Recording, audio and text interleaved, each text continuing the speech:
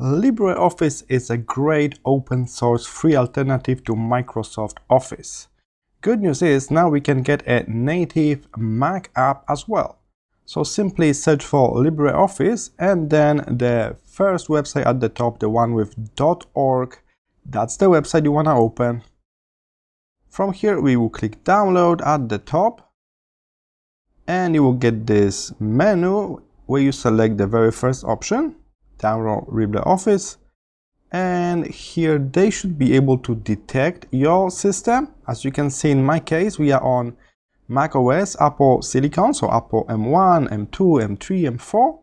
You can of course change that manually if you got any troubles with auto detection. Maybe you're on the old Apple computer with Intel chip, or maybe you just want to download this for Windows or Linux. You can change that here. In my case, that's the correct choice, so I stick with that and then click download. They will ask you to consider a one-time donation, and the download will start. As you can see here, I got download in progress. Alright, we got DMG file. When you open it up, you will be able to simply drag it in to your applications. And here it is.